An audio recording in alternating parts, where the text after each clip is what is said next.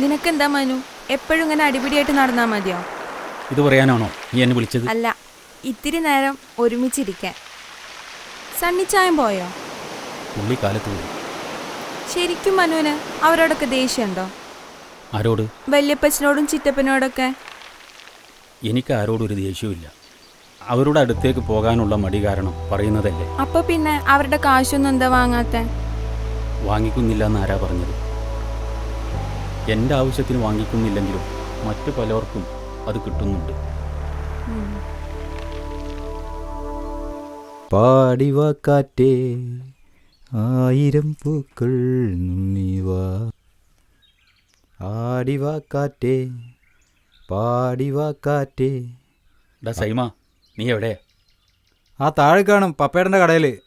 കള്ളീൻ്റെ പുറത്താണോടാ ചായ?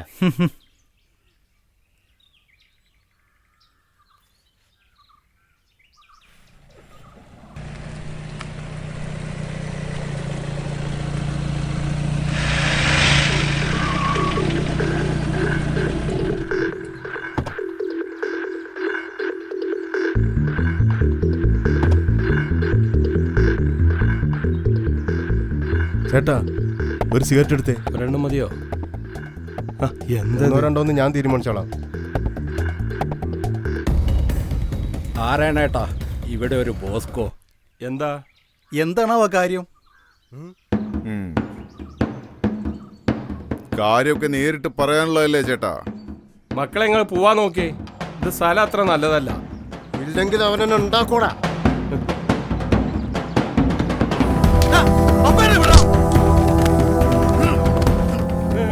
ക്രിസ്റ്റിയുടെ കൈവച്ചാൽ വെറുതെ കടിക്കടാ.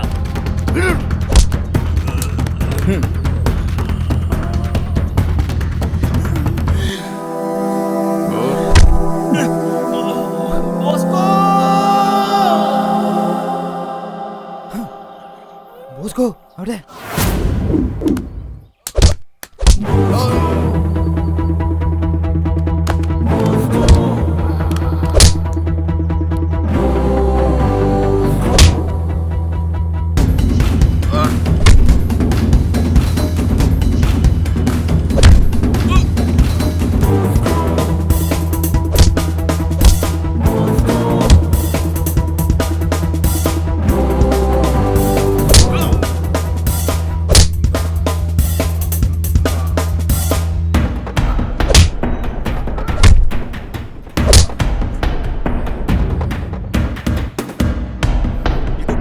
തട്ടക്കാടാ.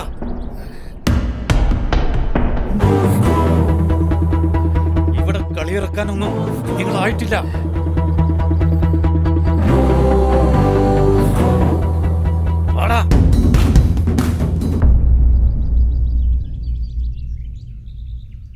ഇവന്മാർ ഇത് എവിടെ പോയി കിടക്കണം പോലെ. ദാ മുട്ടായി കഴിച്ചോ. ദാ വന്നല്ലോ. ആ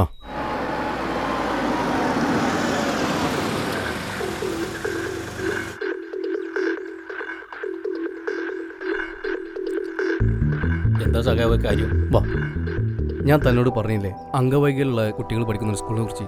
അവിടുത്തെ അവസ്ഥ ഇപ്പോൾ വളരെ മോശം. ഞാൻ സണ്ണിച്ചായനെ വിളിച്ച് സംസാരിക്കാം. നിങ്ങൾ ചെന്നാൽ മതി. പിന്നെ ഞാൻ തന്നതാണെന്ന് ആരോടും പറയരുത്. ഇല്ല ഇല്ല ഇല്ല. ഓക്കെ.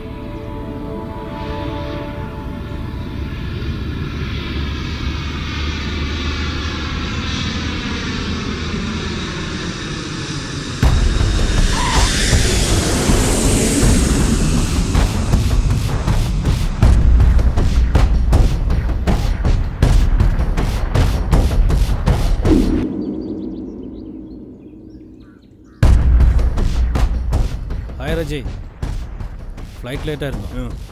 എടോ, ഞാനൊരു 6 മാസം വിട്ടു നിൽക്കുമ്പോഴേക്ക് എന്തൊക്കെയോടോ ഇവിടെ കാട്ടിക്കൂട്ടുന്നു.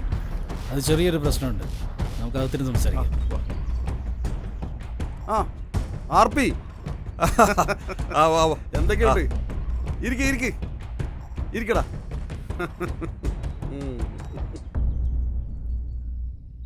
പറ, ഇപ്പം എന്താ പ്രശ്നം? എൻ്റെ മകൻ്റെ ഒരു കയ്യബദ്ധം അതിന്മേൽ തുടങ്ങിയതാ.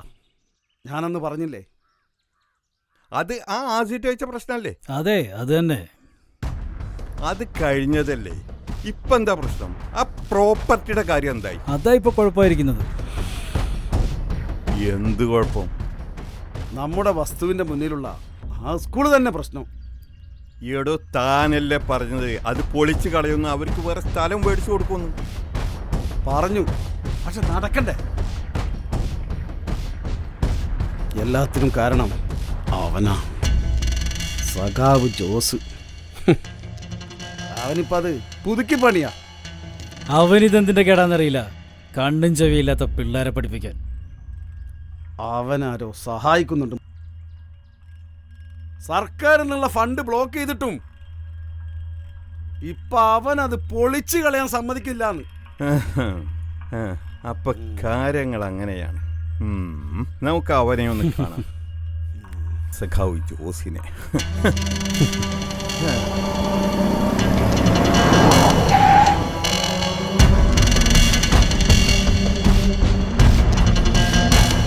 എന്താ അറിയോടോ ജോസെ നിനക്കെന്നെ?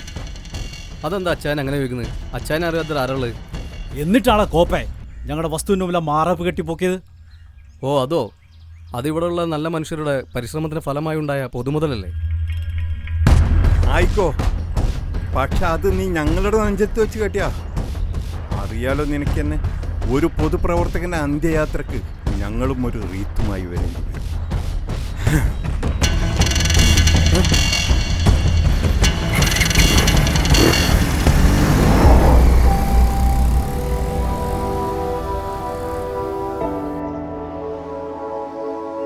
കുറേ നാളുകൾക്ക് ശേഷം ഇപ്പോഴെങ്കിലും പപ്പയുടെയും അമ്മയുടെ അടുത്ത് വരണം തോന്നിയപ്പോൾ എന്നെ കൂടെ കൂട്ടാൻ തോന്നിയല്ലോ.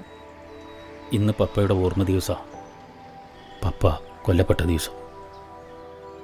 അവരൊരുപാട് സ്വപ്നങ്ങൾ കണ്ടിട്ടുണ്ടാവും അല്ലേ? ആരൊക്കെ അവരില്ലാതാക്കിയത്? അവരിന്നീ സമൂഹത്തിൽ മാന്യന്മാരായിട്ട് ജീവിക്കുന്നുണ്ടാവോ? അതോ നിന്റെ വല്യപ്പച്ചൻ തന്നെയാണോ? അറിയില്ല, ഒന്ന് മാത്രം അറിയാം. അവർ സ്നേഹിച്ചു കൊതി തീരാതെ അകന്നു പോയ 2 പേർ. മനു,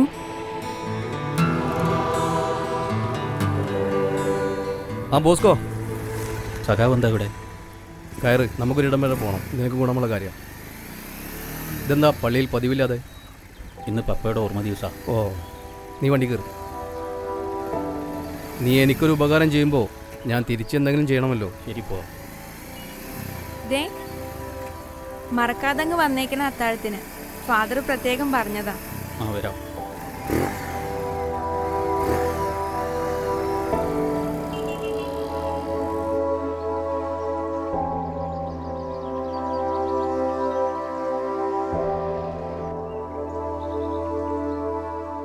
ആ സോമൻ സാറേ.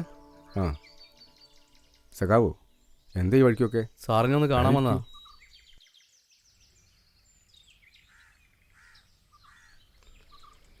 ഇതിപ്പോ ആരാ? ഇതെൻ്റെ സുഹൃത്താ മനു. ബോസ്കോ മനു എന്ന് പറഞ്ഞാലേ അറിയുള്ളൂ. ഈ മുഖം ഞാൻ എവിടെയോ കണ്ടു കാണും. ഇവനെ അല്ല, ഇവൻ്റെ അപ്പനെ. അതറിയാനാ ഞങ്ങളിപ്പോൾ സാറിൻ്റെ അടുത്ത് വന്നത്.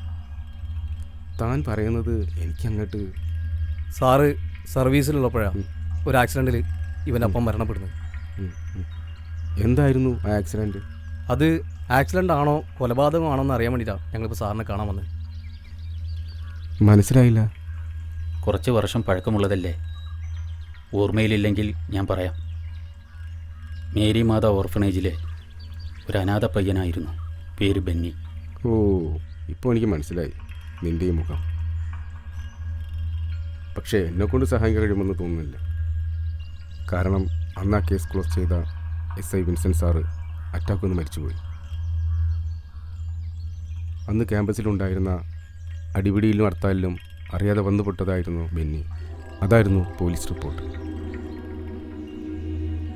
തലയിൽ അടിപെട്ട് രക്തം വന്നത് മരണം. പക്ഷേ അന്നത് വിശ്വസിക്കാത്ത ഒരാളുണ്ടായിരുന്നു, ജോൺ സാമുവൽ. നിന്റെ അത് നിങ്ങൾക്കെങ്ങനെ അറിയാം? മന്ത്രി പോൾ വർഗീസിൻ്റെ ഗസ്റ്റ് ഹൗസിൽ സെക്യൂരിറ്റി ജീവനക്കാരനായിരുന്ന എൻ്റെ സുഹൃത്ത് ഗോപിയേട്ടൻ. ഗോപിയേട്ടനാ അന്ന് എന്നോട് പറഞ്ഞത് ആ സമരം പൊളിക്കാനുള്ള ചർച്ച അന്ന് അവിടെ നടന്നിരുന്നുവെന്ന്. നാളത്തെ സമരം പൊളിക്കണം. പ്രശ്നം ക്യാമ്പസിന് പുറത്തേക്ക് എത്തണം.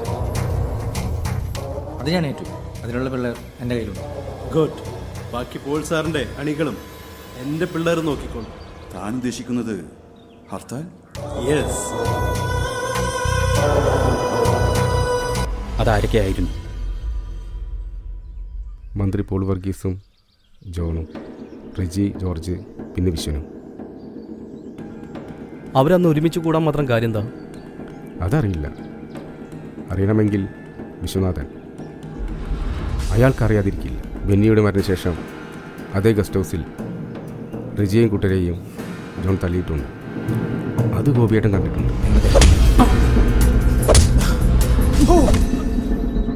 ഇതിൽ കൂടുതലൊന്നും എനിക്കറിയില്ല സഖാവേ. എന്നാൽ നമുക്ക് പോവാം. ഓ, പോട്ടെ സാറേ.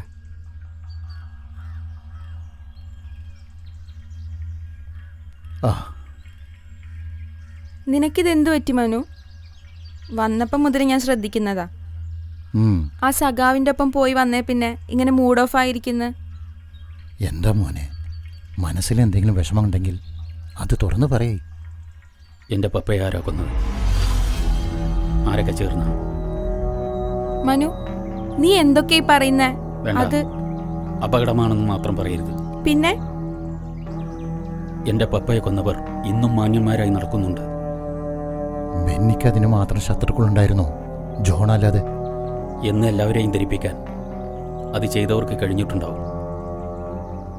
ഞാൻ എൻ്റെ വല്യപ്പച്ചനെ അവിശ്വസിക്കുന്നില്ല.